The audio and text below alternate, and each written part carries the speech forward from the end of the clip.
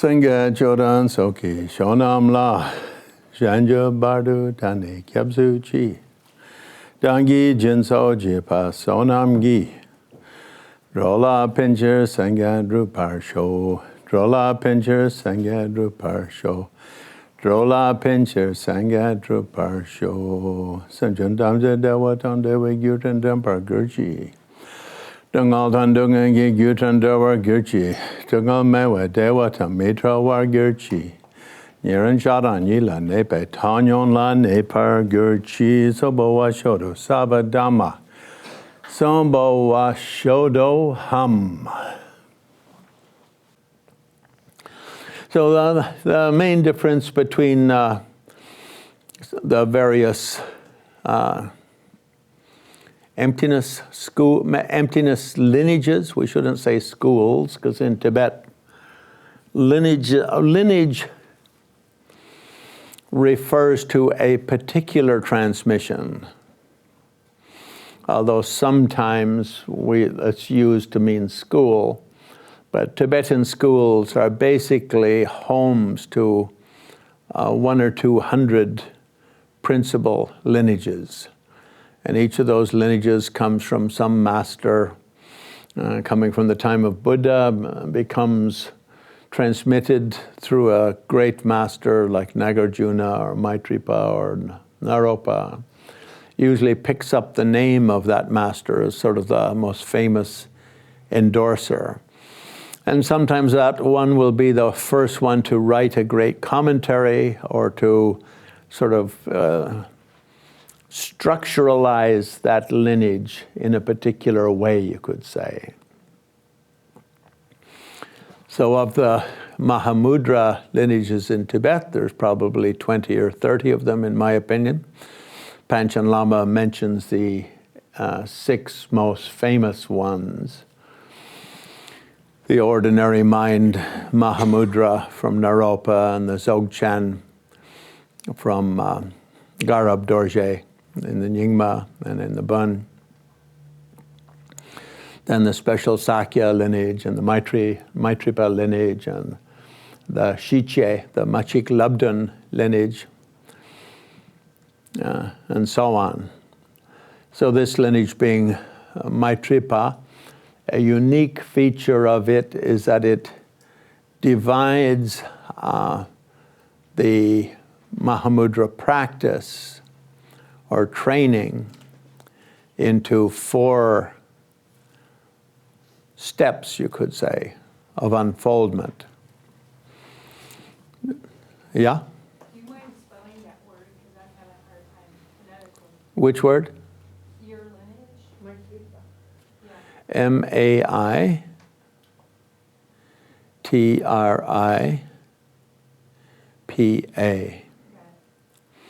And my Buddhist name, Champa, means Maitri. And if you make it a human, it goes from a quality to, Maitri literally means kindness or love. If you add a pa on it in Tibetan, it makes it a man. If you add a ma, it makes it a female person. So it's Maitri Pa, meaning Mr. Love, Mr. Love. I prefer to think of it as Mr. Lover. But the meaning, Maitri, literally means kind of loving kindness. And it's a standard Sanskrit word used by all different schools of spirituality, by the Jains, by the Shankaracharya schools, by the Vedantists and so forth. Everyone uses it in much the same way. And so the lineage has often taught in 4 stages. And Sechik, which means one-pointed. And Trel means unbusy. Sometimes translated as often as entanglements, and Trel means without, separated from. So Trel. Rochik means one taste.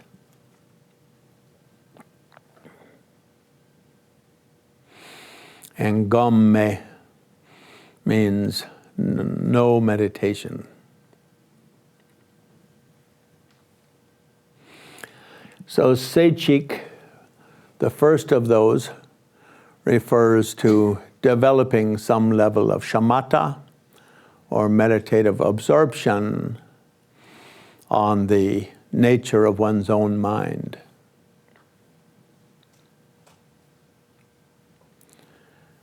Trel, free from entanglements, means when one's shamatha, or one's meditative focus, is sufficiently strong that one can rest in that place of, let's call it the natural mind, without stuff just popping up. Really, it just means that, without stuff just continually popping up. Sort of like when the old computers, you get pop-up ads until they developed a pop-up ad blocker that actually worked. The ad companies would figure a way to bypass the pop-up ad stopper, and you'd get ads for another few months until the company would revise and improve their pop-up ad blocker. So this one means without the pop-up ads. The third rochik, when one is able to rest in the natural mind, and with whatever arises, having a rochik one-flavoredness, having a universality of presence. Like at the beginning, for instance, if you have a good dream of a beautiful lover, it has one kind of feeling tone. If you have another dream of being chased by a pack of angry dogs, it'll have another feeling tone. So being able to bring the flavor of universal mind into all experience, into all your sitting experience at least. And then the fourth stage, which is in Tibetan called Gamme, no meditation, which means whether you're seated on your meditation cushion or you're walking around doing things, your ability to rest in the natural state is equally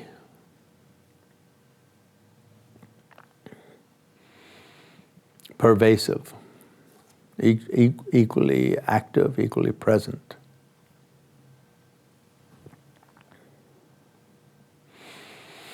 So the first of these, Seichik, begins essentially by just resting, well, as it always says in Mahamudra text, to sit in the 7-point Vairocana posture. But if you don't like to sit with legs crossed, and people who have had hip surgeries and knee surgeries, you can't sit with legs crossed, or your hips or your legs can pop out of their sockets. So thank goodness for chairs. And if you don't sit cross-legged, then sit in a chair, back upright and shoulders out and arms at your sides. And the arms should be away from the body a little bit, or you get kind of a lot of sweat under your arms. Then you start stinking. The person next to you wants to move one seat away, but the person on that side happens to be sitting the same way, so they start stinking. Then you're in a catch-22. Damned if you do, damned if you don't. And just try to rest the mind in its natural state. What is the natural state? Essentially, the Selshen Rigpa is often given as word indicators,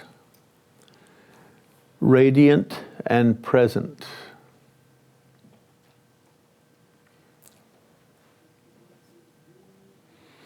So, cell literally means when you turn the lights on, it sells the darkness, it illuminates the darkness. Some translators translate it as awake. So to try to have a sense of being wide awake, and Rigpa as being strongly present. So Rigpa here isn't being used in the Dzogchen sense.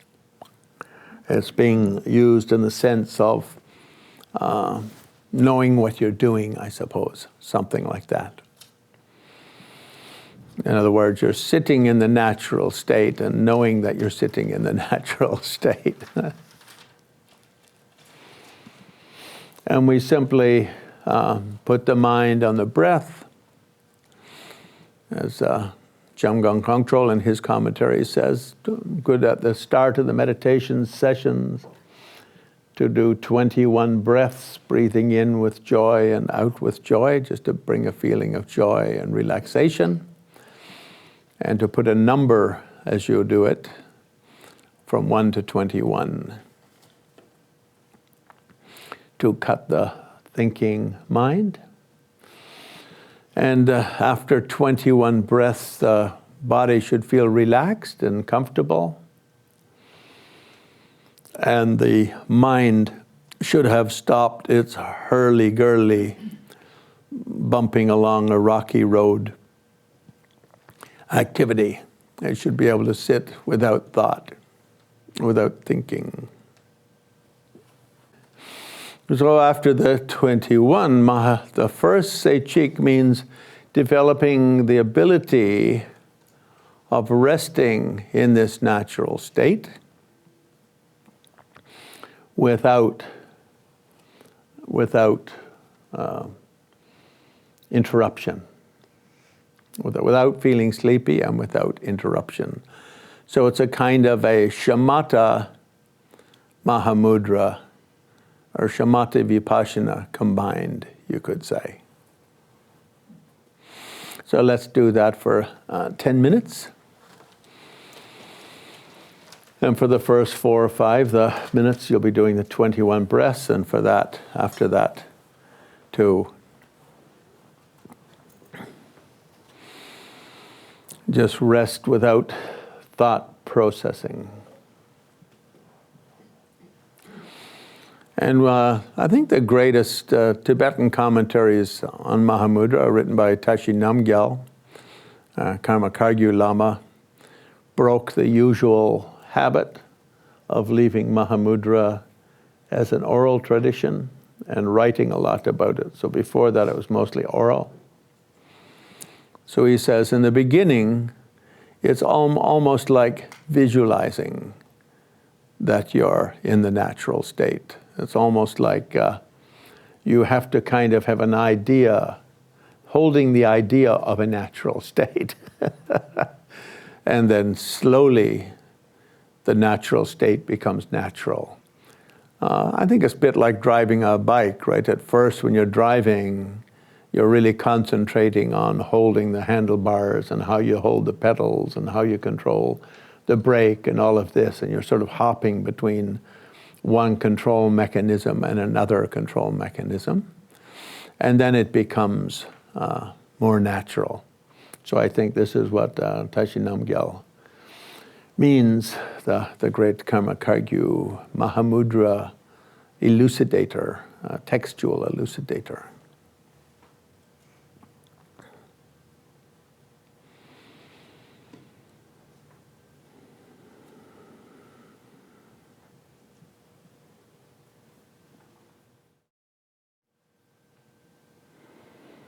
So when we sit in this kind of Mahamudra meditation, the 2 main obstacles are sort of sinking or floating away. And the two resolutions, or the two solutions to those, are tightening the mind a little bit or loosening the mind a little bit. Buddha said the mind, a meditating mind, should be like a finely tuned stringed instrument. I think they had like a 4-stringed lute in those days. So we can say like a 12-string guitar. Or a 6-string Spanish classical. And when that's in tune, then the music plays beautifully. When it's out of tune, it's clumsy and exhausting to play and exhausting to listen to. So the tightening and the loosening are the two keys to sitting for extended periods. And extended is always just a relative term. Extended meaning your personal comfort level best. Tashi Namgyal in his commentaries, as well as the other great commentators, the second Dalai Lama, for instance, received this transmission from the great Drikungpa masters. And both of them suggest that you sit for what is comfortable for you, that doing too much or too little, neither is ideal. So some people do it by time. They think, well, I'm a 3-minute man. I can create total bliss in 3 minutes. Others are more pokey, 5 minutes. Then there's 10 and 12 and 15, 20 and 30 and 40 and 50. Very often in the Zen traditions of Japan and Korea, they do 50-minute sessions, but that's after, sitting for many years, and your muscles are all stretched and relaxed and accompanied to that. All of the commentaries mention that doing too long is not good. You develop bad meditation habits. It's better to do 5 or 10 minutes of good meditation than an hour of being half asleep and bored and in pain and just unhappy with the practice. Milarepa said the key to success is learning to love your meditation cushion. And the meaning being that it should be joyful and it should be like a wonderful interval in your life, a wonderful part of your life. I think sometimes in Tibetan Buddhist world, especially in the West, where we live in the West, in the cities where Lamas pass through every 3 months and give various initiations and various sadhanas, and suddenly we've got like 20 sadhanas, and we think, well, maybe I should do all of them every day, and then it becomes like hard work. If possible, doing 4 little sittings a day is best. Say 20 minutes morning and evening, and 5 or 10 minutes during the day at intervals if you have the time. Of course, if you're a seasoned meditator with many years of meditation under your belt, then of course none of that is relevant. But for people cultivating successful meditation, 15 or 20 minutes morning and evening, and 5 or 10 minutes during the day when you have time for just sitting quietly is considered to be very much more useful than forced long practices morning and evening and in between. So Mahamudra refers to the formless side of practice. And in Tantra, of course, we have sadhanas and chandali or tumo practices and these kind of chakra nadi practices. So fitting our own spiritual history into a daily routine can be something of a juggling act. And especially if you're an initiation addict and you like to attend every initiation that happens, regardless of how unqualified the traveling Lama happens to be, you still like to get it for whatever reason. I'm like that. I have many initiations from unqualified Lamas. And I'm not embarrassed about it at all, because still it's touching the lineage and getting some kind of connection. And of course, I don't regard those beings as my real root gurus, you could say, but rather as like postman delivering a publisher clearinghouse winning lottery ticket. And of course, they in turn would have received their lineages from very qualified masters. So it's kind of like a used car that was driven by Elvis Presley. And it still has some history and blessing to it and some connectivity to it. But putting one's own practice together in terms of one's daily life is different for each person. And but I think at least twice a day to have formless meditation, like Mahamudra or Vipassana or Dzogchen or whatever it is one wants to do.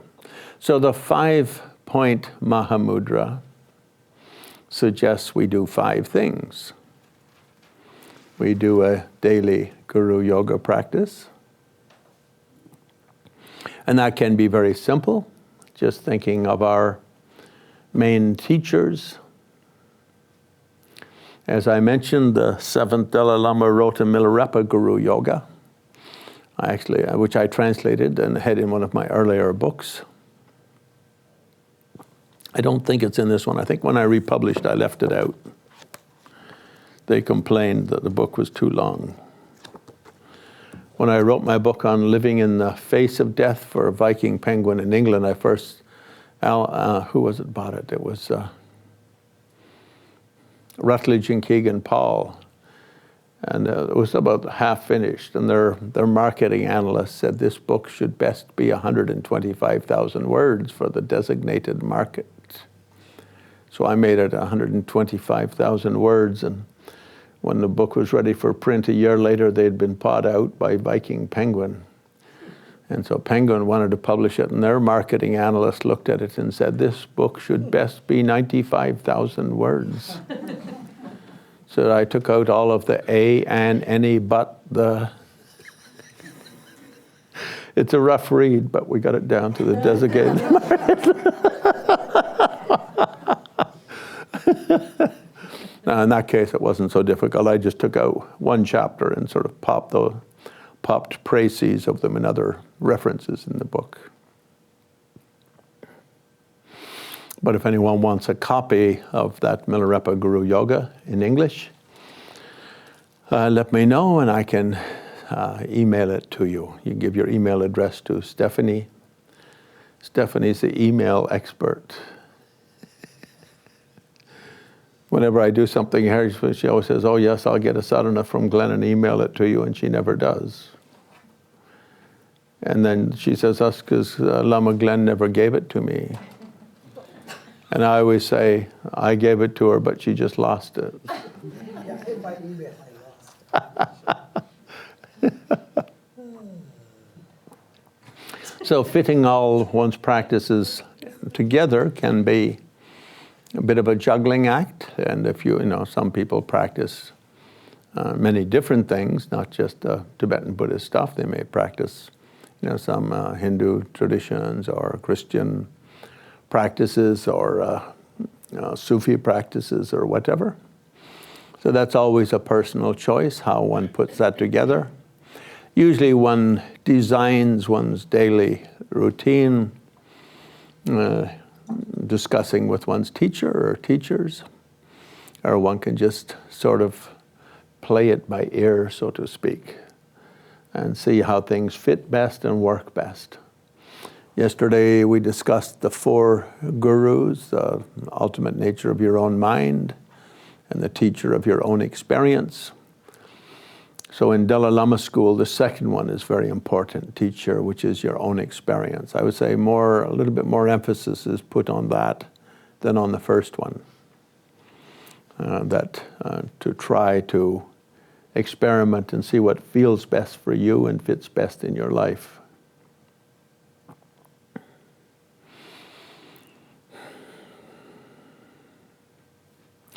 So in this, yesterday we discussed the first, the Guru Yoga, and so sometimes a little prayer will be done, or a liturgy, whatever one wants to call it, a chant, or a song, or a poem. It's always written in Tibetan in beautiful verse work. One visualizes the Guru in front. The Chakra Samvara Sadhana always has a little Guru Yoga attached to it at the beginning. That can be used. Otherwise, one can simply see one's teacher in the space in front of oneself and sends out lights and brings in all of the blessings of all the great masters, past, present, future, of the 10 directions. And the Lama becomes an embodiment of all wisdom of all ages and all places and all times. Comes above one's head and shrinks to the size of a thumb, descends into one's body, comes to one's heart chakra and dissolves into light. One's body becomes infused with the blessings of the Guru as embodiment of all enlightened beings. One's thoughts and emotions thus similarly infused with blessings of all enlightened beings, past, present, future, of 10 directions. And one's mind infused with the blessings of the mind of the Guru, which is the embodiment of the enlightenment wisdom of all masters, past, present, and future, of the 10 directions. So in the Tibetan world, there's probably, 500,000 little liturgies written by that, along those lines. Every Lama is requested many times by different disciples to write one for him. Often in those, like in cases of, say, Dalai Lamas, it'll be like a tulku who is like a Dalai Lama of a kingdom. Maybe Mongolia or the Manchu areas, or, Garchen in Tibet, or Gar in Tibet, or Nangchen. And that tulku will have many hundreds or perhaps even thousands of students there. And so when he goes back, that'll be sort of the practice that their little nation does. But they all have the same thing. They start by the visualization, sending out lights and whatnot, and then usually the 7-limbed offering and a prayer, give blessings for this. Or the word chingi lab, I like to translate as inspiring, inspiration, waves of inspiration. Chingi labba in Tibetan. Labba means wave, and chin means sort of like rocket fuel, I guess.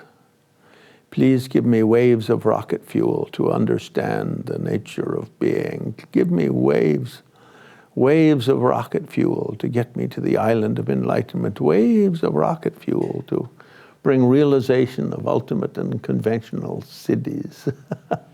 Chin there literally means a kind of a boon, a gift from the heavens, something like that, I think.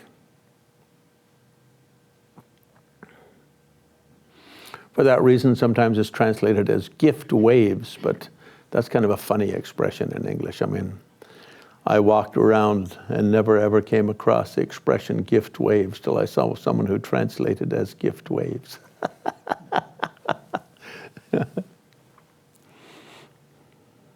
And then after the Guru dissolves into oneself, one has a sense of oneself being an embodiment of all of those qualities. I think in the Buddhist world, the word muni, or sage, has the sense of competence. Competence. Tibetans translate it as tubpa.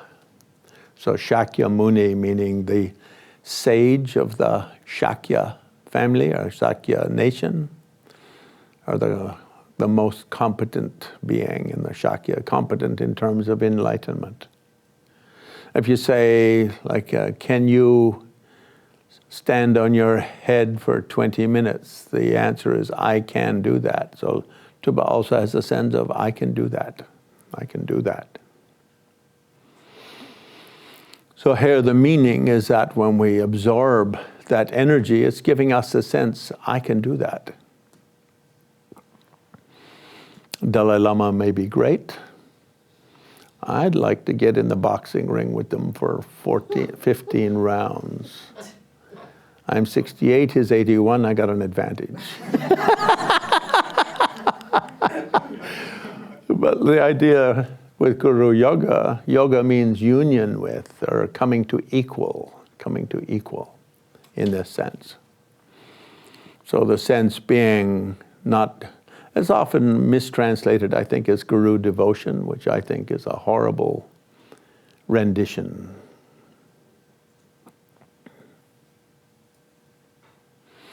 Lamala Depa, faith in the guru. Now Depa in Tibetan really means some kind of confidence. Means you can see something in this person that you think can be something that can benefit your spiritual life. They have a quality which you think is not just like being tall or being short or being handsome or having a nice singing voice, but is something that can be transmitted, can be learned, can be acquired, can be aroused, is that kind of meaning. Lama Naljor, Naljor in Tibetan meaning some kind of competence. Authenticity, sorry. Connecting to the authentic nature.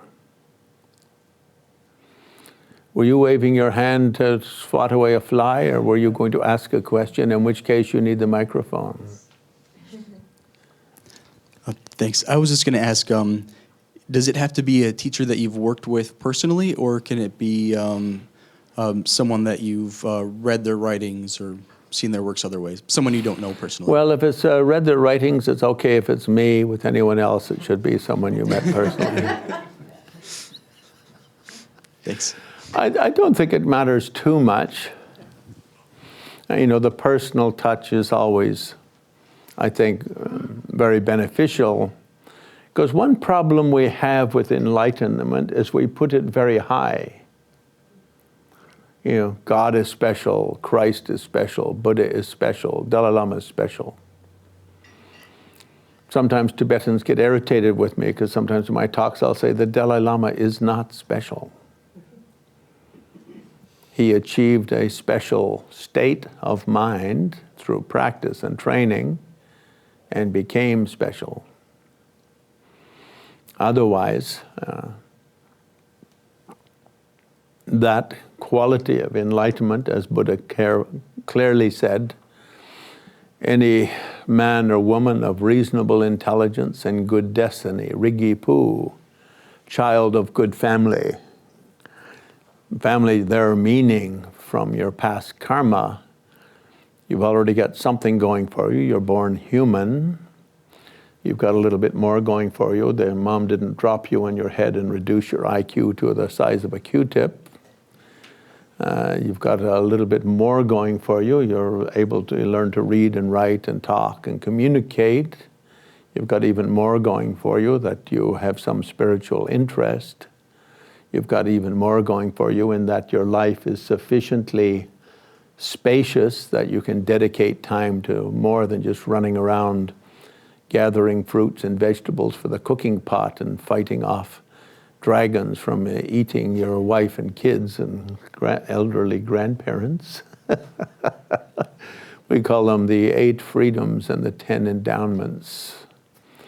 So if we have all those things going for us, those 8 and 10, then it's said that any human being, man or woman, and even any age, is able to accomplish enlightenment in this lifetime, given the meeting the proper conditions and doing the appropriate level of personal practice.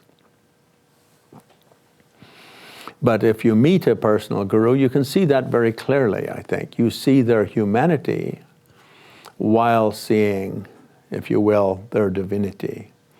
When you sit with a Dalai Lama or a Dilgo Khyentse or a Sakya Trisen Rinpoche, those are my 3 favorite Tibetan Lamas. With them, when you see them, they're very human. They're very down to earth. You can tell they got fingers and ears and a nose, and they're just ordinary humans. But with their human body boat, they paddled enthusiastically to a jewel island of a magic mind, of super consciousness.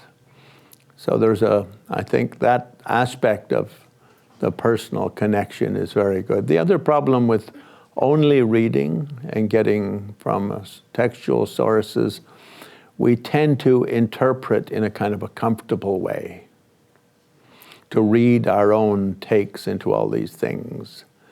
And we can easily have our own sort of deluded ways of looking at things,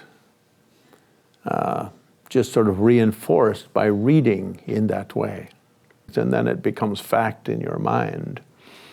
Whereas with I think the spiritual teachers, they tend to challenge quite a bit. Chogyam Trungpa liked to play that tune on his flute. That one of the great benefits of a personal teacher is a personal teacher challenges one's way of looking and seeing and thinking and interpreting.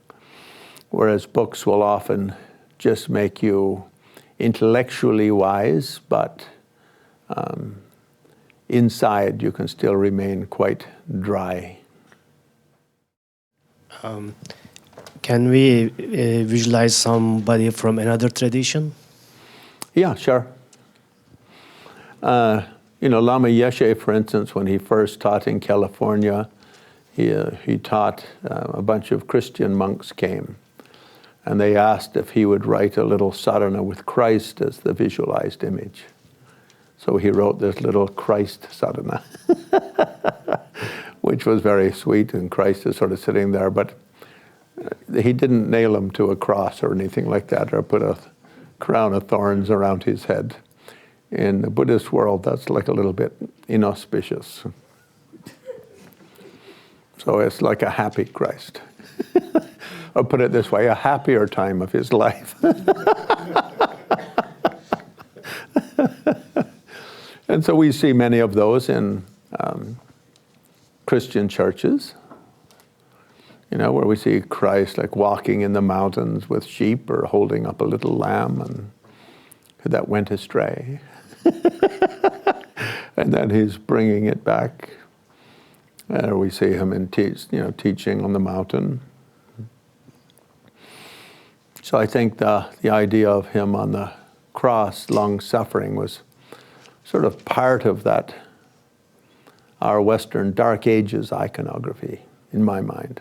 It's the kind of the suffering of life and all of that sort of thing. So, for instance, if you're, in India, lots of Hindus are students of the Dalai Lama, and they practice Buddhist meditation under the Dalai Lama. But their teachers will be, say, Sai Baba, or Krishnamurti, or one of the 4 Shankaracharyas. And so then they'll think of them, and they'll think of them sending out light and bring in the blessings of all masters. Because when it says brings in the blessings of all masters, past, present, and future, of the 3 times and 10 directions, it's not only planet Earth, like it's all the other parts of the universe. So it goes beyond kind of human definitions, I guess you would say. Just out of curiosity, I was outside of the Dalai Lama. Who did you say were your other two favorite lamas? I just didn't catch that. Well, alive, as great elderly lamas. Well, Dilgo Khyentse is past, but my two favorite living lamas are certainly Dalai Lama and Sakya Trizin Rinpoche.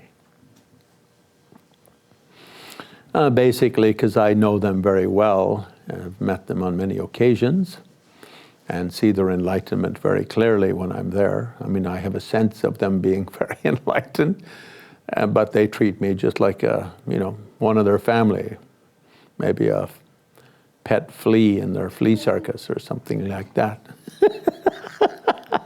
And Dilgo Khyentse, toward the end of his life, and there's many other great lamas alive, but I haven't, had those kind of personal connection with them. I have equal respect for another dozen great lamas out there, but I don't, either I've never met them at all, I just know them through their reputation, or through books, or through mutual friends who are students of them. And I know the story of their training and of their accomplishments, so I know they're very greatly accomplished lamas. I mean, Garchen Rinpoche, for instance, comes to mind as one of those, and he spends a lot of time in the States, and he's probably today one of the certainly two or three greatest living Kagyu lamas, Trikong Kagyu in particular, but I don't think Karma Kagyu or Drukpa have anyone alive today equaling him both in vastness of lineage and intensity of training and clarity of presence and all of those kind of things. My only connection with him is I organized a teaching for him in Mongolia, but unfortunately my own schedule had already been set up, so I organized it and then had to leave Mongolia a week or so before he came and gave the teaching. And I have many, many students in common, many, many friends in common with who are his students, is what I mean. So he's certainly one of the very, very great living, probably the greatest living Kargyupa Lama in my mind. And Tibet has produced in the last 20 years some really exceptional Nyingma Lamas in the eastern part of Tibet under Khenpo Jime Punsok, great Nyingma Lama, a reincarnation of the 13th Dalai Lama's tutor, one of his Nyingma teachers, Sogyal Tulku. So the Sogyal had two reincarnations, they say. The mischievous one in England and the very, very sort of traditional one in Tibet.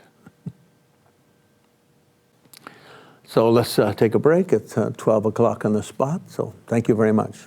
Yawadi nyurada jitsen mila ngutrub gyurne drawa chingom malo pa te sala kuparsho chanjo samcho rinpoche ma kepa na kegyuchi kepa nyamba me pa yong kone kondu pawar show.